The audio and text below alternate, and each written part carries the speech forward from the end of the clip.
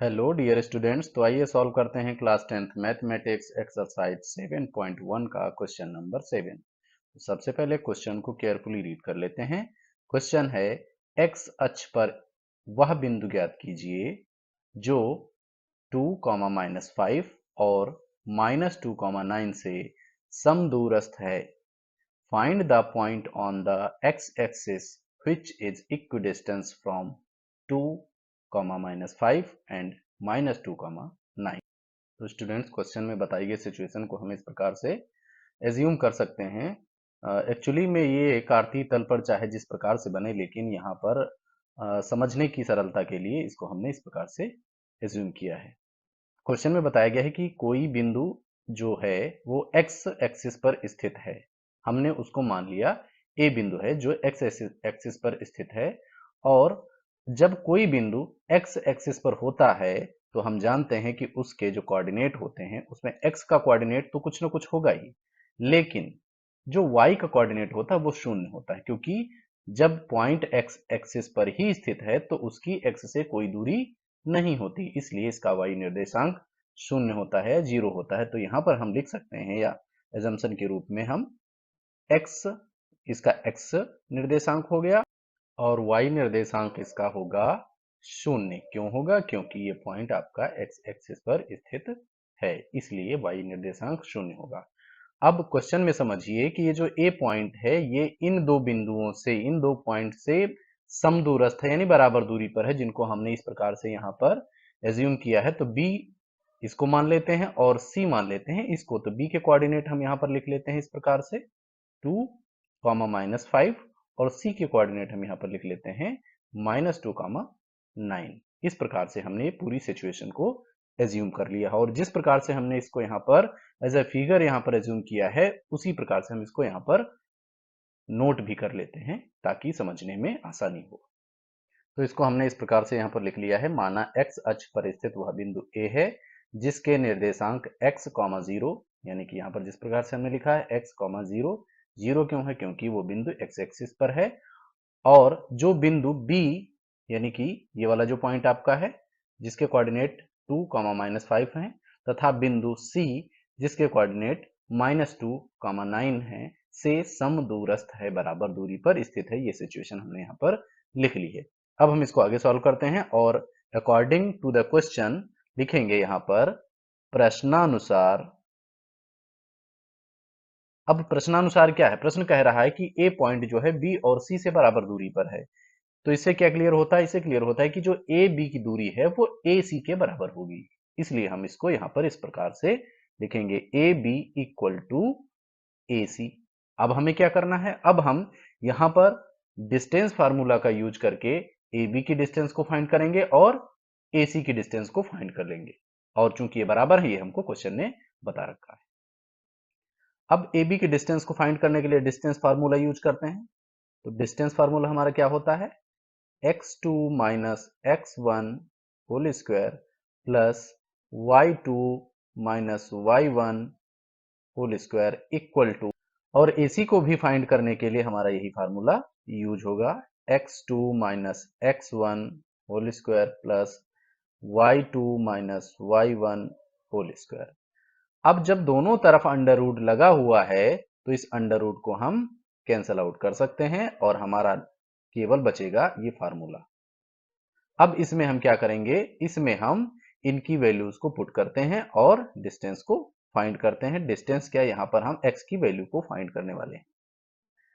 तो x2 तो हम जानते हैं कि अभी हम बात कर रहे हैं a और b के कंटेस्ट में।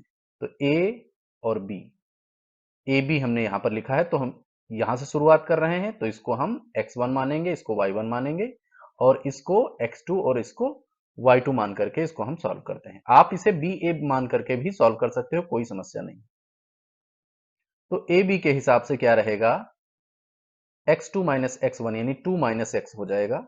क्या हो जाएगा? 2 माइनस x, ये हो गया इसका होल स्क्वायर प्लस y2 क्या रहेगा?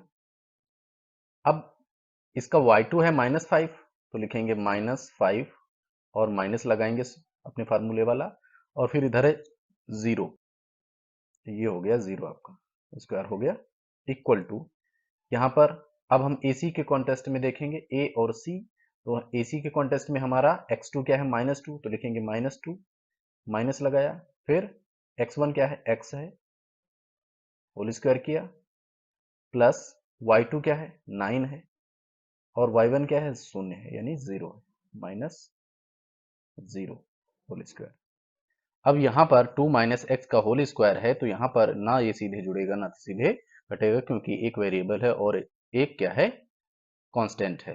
तो इसलिए यहाँ पर a माइनस बी का होल स्क्वायर वाली सॉल्यूशन का यूज हो जाएगी, जिसको हम यहाँ पर टेम्परेरली लिखे ले रहे हैं। a माइनस बी का होल स्क्वायर होता है a square plus B square minus 2ab।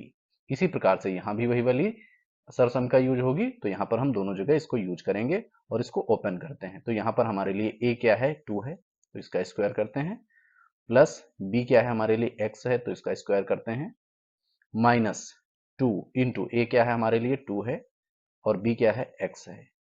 ये इतना हो गया हमारा, इसको अलग कर लेते हैं, प्लस अब यहां पर -5 माइनस 0, तो कितना रहेगा यहां पर अंदर, -5 का स्क्वायर इक्वल टू, अब यहां पर भी वही सॉल्यूशन का यूज हो जाएगी। तो a हमारे लिए क्या है, -2 है, तो -2 का स्क्वायर हो जाएगा, प्लस b हमारे लिए क्या है, x है, इसका स्क्वायर हो जाएगा, -2 इंटू ए क्या है, -2 है, इक्वल इंटू, और x हो जाएगा इधर, इसको हम अलग कर लेते हैं, प्लस अब इधर क्या है, 9 माइनस 0, तो क्या हो जाएगा आपका 9 का स्क्वायर। नेक्स्ट, अब इसको हम ब्रैकेट ओपन कर देते हैं, 2 2 ज़ा 4 प्लस एक्स स्क्वायर माइनस 2 2 ज़ा 4x प्लस, अब इधर अंदर जब ये -5 का स्क्वायर होगा तो ये प्लस का 25 ही आएगा, तो और बाहर भी प्लस अंदर भी प्लस होगा, तो आ जाएगा प्लस का 25 इक्वल टू, यहाँ पर -2 का जब स्क्वायर करेंगे तो ये प्लस का 4 आएगा, प्लस एक्स स्क्वायर, अब यहाँ पर जब मल्टीप्लाई करेंगे माइनस माइनस प्लस हो जाएगा, 2 2 ज़ा 4x प्लस 4x प्लस 9 9 ज़ा 81। इसके बाद अब जरा हम दोनों पक्षों को देखेंगे, यानी दोनों साइड्स को देखेंगे, लेफ्ट हैंड साइड और राइट हैंड साइड्स को। तो इसमें क्या मिल रहा है, जो चीजें हमको बिल्कुल इक्वल मिलेंगी और बराबर निशान होगा तो उनको हम कैंसिल कर सकते हैं, जैसे 4 एंड 4, ये भी +4 है, ये भी +4 है, कैंसिल हो जाएगा, प्लस एक्स स्क्वायर कैंसिल हो जाएगा। अब इसके अलावा आप +4x और -4x को कैंसिल नहीं करेंगे। अब ये क्या होगा, -4x, इसको हम पक्षांतर कर लेंगे, इस साइड में ले आएंगे, ये हो जाएगा माइनस का 4x इक्वल टू, ये प्लस का 81 इधर है, इधर ही रहा, और इस 25 को इधर ले आएंगे तो ये माइनस का 25 हो जाएगा। अब इसको ऐड कर सकते हैं, 8x इक्वल टू, अब यहां से इसको माइनस कर, तो हमारे पास आएगा 56 प्लस का, अब एक तरफ माइनस है एक तरफ प्लस है, तो क्या करेंगे, x और इसका -8 को हम इधर ट्रांसफर करेंगे, तो ये इधर मल्टीप्लाई में है x के, तो इधर डिवाइड में हो जाएगा, 56 के -8 कैंसल आउट करेंगे, 8 1 जा और 8 7 जा 56। तो एक्चुअली यहां पर आया क्या, ये माइनस ऊपर हो जाएगा, तो ये आया x इक्वल टू -7। और जब हमने x की वैल्यू यहां पर फाइंड कर ली, और जो कि हमने यहां पर एज्यूम किया था कि a के कोऑर्डिनेट क्या है, x है और एक 0 है, क्योंकि 0 तो क्लियर है पहले से ही, हमें x की वैल्यू को फाइंड करना था, जो हमने यहां पर फाइंड कर लिया है। तो अब हम इसे फाइनल आंसर के रूप में इस प्रकार से यहां लिख सकते हैं, तो लिखेंगे, इसलिए x अक्ष पर स्थित अभीष्ट बिंदु, अभीष्ट का मतलब जिस प्रकार से हमको चाहिए था कि वो C और B से समदूरस्थ हो, बराबर दूरी पर हो, तो वो अभीष्ट बिंदु कौन सा होगा, उसके निर्देशांक क्या होंगे, उसको हम इस प्रकार से यहाँ पर लिख सकते हैं। हमने अभी देखा x का जो निर्देशांक हमारा क्या है, -7, तो इसको -7, और एक तो उसका y निर्देशांक तो पहले से पता था 0 है, तो इस प्रकार से ये हमारा आंसर आ गया और यही हमारा फाइनल आंसर हो गया। आई होप आपके सॉल्यूशन बहुत अच्छी तरीके से समझ में आ गया होगा। अगर आपको सॉल्यूशन समझ में आया है, वीडियो अच्छा लगा है, तो प्लीज चैनल को सब्सक्राइब करें, वीडियो को लाइक करें और अपने दोस्तों के साथ शेयर करें। Thank you for watching. जय हिंद।